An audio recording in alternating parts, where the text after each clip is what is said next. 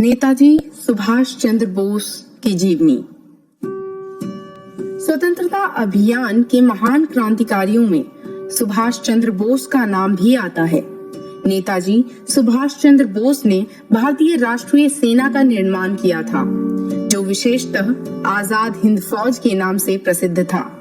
सुभाष चंद्र बोस स्वामी विवेकानंद को बहुत मानते थे। तुम मुझे खून दो, मैं तुम्हें आजादी दूंगा, सुभाष चंद्र बोस का ये प्रसिद्ध नारा था। उन्होंने अपने स्वतंत्रता अभियान में बहुत से प्रेरणादायक भाषण दिए और भारत के लोगों को आजादी के लिए संघर्ष करने की प्रेरणा दी। पूरा नाम सुभाष चंद्र जानकीनाथ बोस। जन्म 23 जनवरी 1897।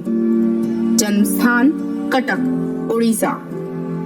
पिता जानकीनाथ, माता प्रभावती देवी।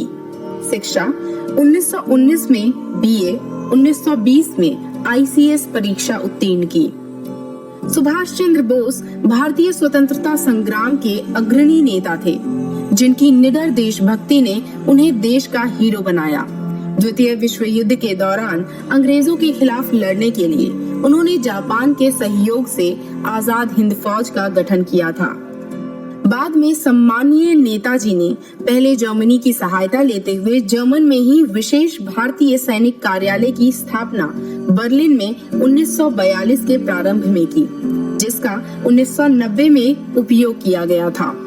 शुरू में 1920 के अंत में बोस राष्ट्रीय युवा कांग्रेस के उग्र नेता थे एवं 1938 और 1939 को वे भारतीय राष्ट्रीय कांग्रेस के अध्यक्ष बने। लेकिन कुछ समय बाद ही 1939 में उन्हें महात्मा गांधी से विवाद के कारण अपने पद को छोड़ना पड़ा। लेकिन 1940 में भारत छोड़ने से पहले ही उन्हें ब्रिटिशों ने अपने गिरफ्त में कर लिया। अप्रैल 1941 को बोस को जर्मनी लाया गया, जहां उन्हें भारतीय स्वतंत्रता अभियान की बागडोर संभाली और भारत को आजादी दिलाने के लिए लोगों को एकजुट करने लगे और एकता के सूत्र में बांधने लगे। नवंबर 1941 में जर्मन पैसों से ही उन्होंने बर्लिन में इंडिया सेंटर की स्थापना की और कुछ ही दिनों बाद फ्री इंडिया रेडियो की भी स्थापना की, जिस पर रोज रात को बोस अपना कार्यक्रम किया करते। तकरीबन 3000 मजबूत स्वयंसेवी सैनिकों ने इरविन रोमेल्स द्वारा हथियाए अफ्रीका कॉर्प्स को अपने कब्जे में किया। बाद में बोस को जर्मन से बहुत सहायता मिली और उन्होंने भारत की खोज के लिए जर्मन जमीन का भी उपयोग किया। इसी दौरान बोस पिता भी बने। उनकी पत्नी और सहयोगी एमिली स्किनल, जिनसे वे 1934 में मिले थे, उन्होंने एक बच्ची को जन्म दिया। 1942 के बसंत में जापानियों ने दक्षिणी एशिया को हथिया लिया था और वे जर्मन प्राथमिकताओं को बदलने लगे थे। बाद में भारत पर हुआ जर्मन हमला असहनीय बनता गया। इसे देखते हुए बोस ने दक्षिणी एशिया जाने का निर्णय लिया। अडोल्फ हिटलर 1942 के अंत में बोस से मिले थे और उन्होंने भी बोस को दक्षिणी एशिया जाने की सलाह दी और पनडुब्बी लेने की भी सलाह दी। बोस ने अच्छी तरह से एक्सिस ताकत को जान लिया था और खेद सूचक ढंग से वो ज्यादा देर नहीं टिक पाई थी। फरवरी 1943 में बोस जर्मन पनडुब्बियों पर पहुंचे। मेडागास्कर में उन्हें जापानीज पनडुब्बी में स्थानांतरित किया गया, जहां मई 1943 में वे जापानीज स्थान सुमात्रा में उतरे। जापानियों की सहायता से ही सुभाष चंद्र बोस ने इंडियन नेशनल आर्मी का पुनर्निर्माण किया, जिसमें ब्रिटिश इंडियन आर्मी के भारतीय सैनिक भी शामिल थे, जिन्होंने सिंगापुर युद्ध में महान कार्य किया था। इस तरह बोस के आने से मलया और सिंगापुर में भारतीय नागरिकों की संख्या बढ़ने लगी थी। बोस के नेतृत्व में जापानीज भारतीय सरकार को विभिन्न क्षेत्रों में सहायता करने के लिए राजी हुए, जैसा कि उन्होंने बर्मा की सहायता की थी और साथ ही साथ उन्होंने फिलीपींस और माचुकुओ का भी साथ दिया था। उन्होंने भारत की स्थायी सरकार, जिसे बोस प्रतिपादित कर रहे थे, की स्थापना जापानियों के साथ मिलकर अंडमान निकोबार में की। बोस अच्छी तरह से अपनी सेना का नेतृत्व कर रहे थे। उनमें काफी करिश्माई ताकत समाई थी।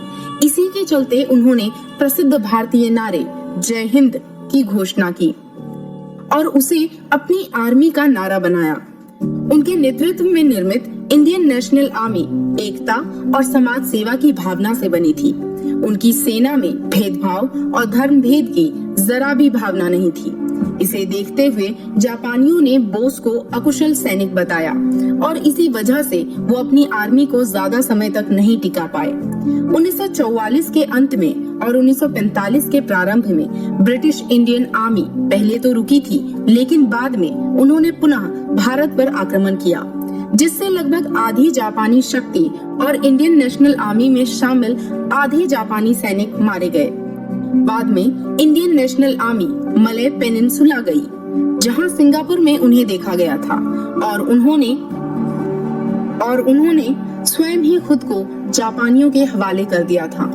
बोस ने पहले जापानियों के डर से आत्मसमर्पण का निर्णय नहीं लिया था, बल्कि उन्होंने भागकर मंचूरिया जाने के बजाय सोवियत संघ के भविष्य के लिए आत्मसमर्पण करने की ठानी। ताइवान में हुए विमान अपघात में उनकी मृत्यु हो गई, लेकिन आज भी बहुत से भारतीयों को इस बात पर विश्वास नहीं कि उनकी मौत विमान हादसे में वास्तव में हुई भी या नहीं। उस समय हादसे के बाद भी भारतीय बंगाल प्रांत के लोगों को भरोसा था कि बोस भारत की आजादी के लिए दोबारा आएंगे। रंगून के जुबली हॉल में सुभाष चंद्र बोस द्वारा दिया गया वो भाषण सदैव के लिए इतिहास के पन्नों में अंकित हो गया, जिसमें उन्होंने कहा था कि स्वतंत्रता बलिदान चाहती है। आपने आजादी के लिए बहुत त्याग किया है, किंतु अभी प्राणों की आहुति देना शेष है। आजादी को आज अपने शीश फूल चढ़ा देने वाले पागल पुजारियों की आवश्यकता है। ऐसे नौजवानों की आवश्यकता है जो अपना सिर काटकर स्वाधीनता देश को भेंट चढ़ा सके। तुम मुझे खून दो, मैं तुम्हें आजादी दूंगा। इस वाक्य के जवाब में नौजवानों ने कहा, हम अपना खून देंगे। उन्होंने आईएनए को दिल्ली चलो का नारा भी दिया। सुभाष भारतीयता की पहचान ही बन गए थे और भारतीय युवक आज भी उनसे प्रेरणा ग्रहण करते हैं।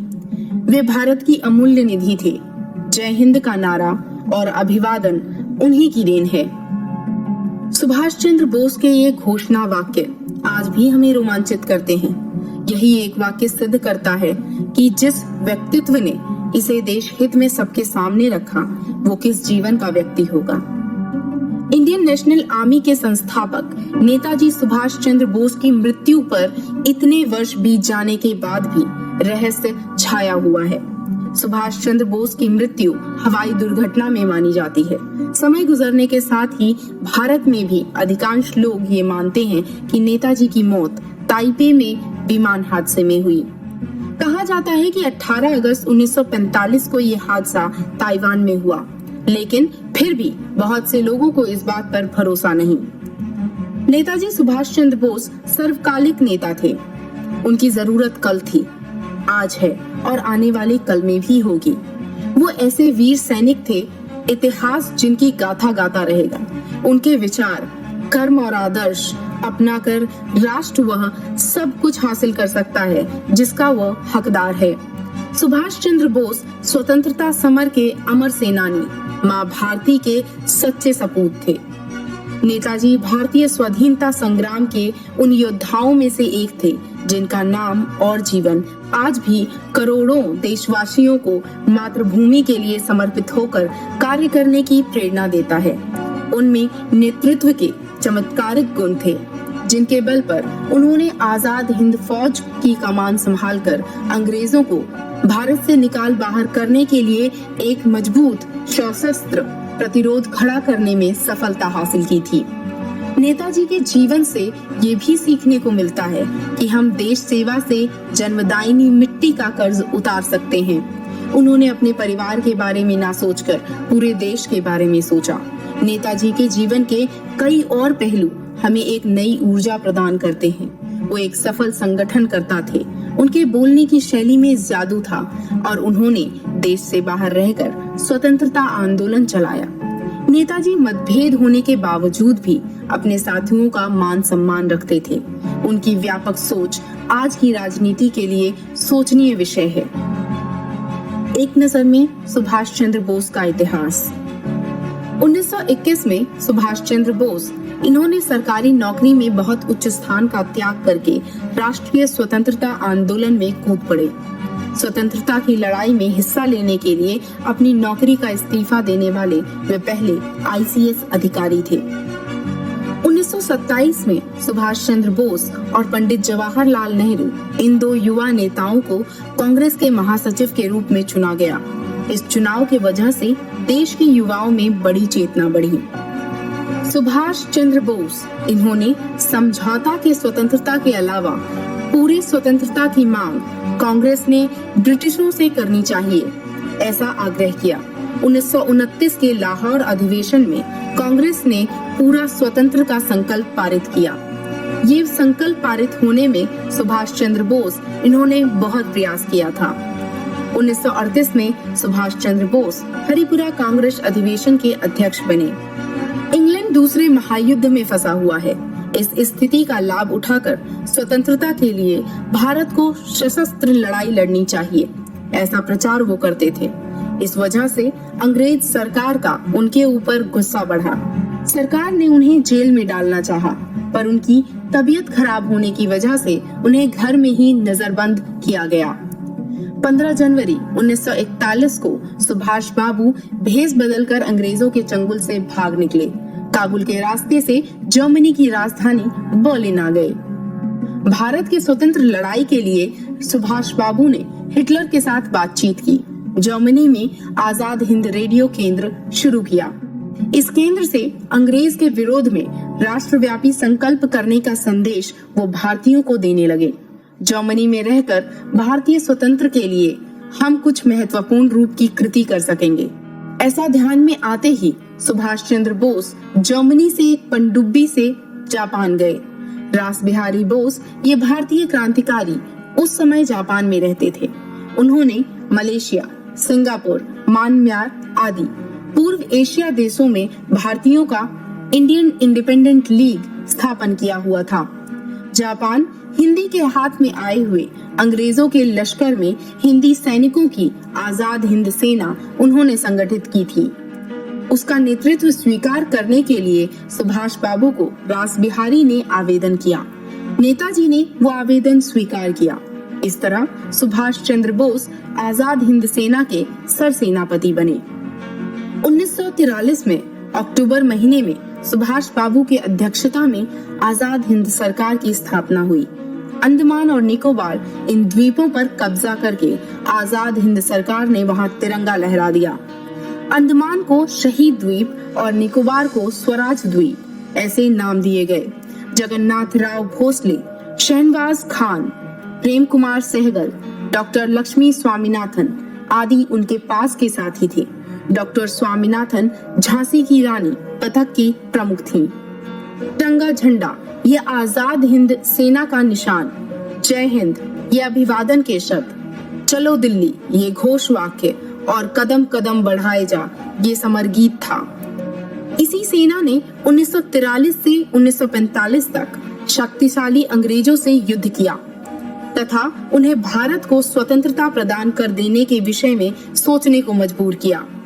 जापान सरकार के निवेदन के अनुसार सुभाष चंद्र बोस एक विमान से टोक्यो जाने के लिए निकले। उस विमान का फॉर्मासा मतलब ताह्युको द्वीप के हवाई अड्डे के पास दुर्घटना हो गई। इस दुर्घटना में 18 अगस्त 1945 को नेताजी की मृत्यु हो गई। बचपन से ही सुभाष में राष्ट्रीयता के लक्षण प्रकट होने लगे थे और निस्वार्थ सेवा भावना उनके चरित्र की विशेषता थी। इन सभी उदात्त प्रवृत्तियों से ही उनके क्रांतिकारी और उदार व्यक्तित्व का निर्माण हुआ था। पुरस्कार। भारत सरकार ने 1992 में सुभाष बाबू को भारत रत्न ये सर्वोच्च सम्मान देने की घोषणा की, लेकिन बोस परिवार ने इस भारत रत्न को लेने से इनकार कर दिया। सुभाष चंद्र बोस की मृत्यु। 18 अगस्त 1945 को विमान दुर्घटना में सुभाष बाबू की मौत हो गई। सुभाष चंद्र बोस भारतीय की पहचान ही बन गए थे और भारतीय युवक आज भी उनसे प्रेरणा ग्रहण करते हैं। वे भारत की अमूल्य निधि थे। जय हिंद का नारा और अभिवादन उन्हीं की देन है। उनकी प्रसिद्ध पंक्तियां हैं, तुम मुझे खून दो, मैं तुम्हें आजादी दूंगा। ये जीवनी समाप्त।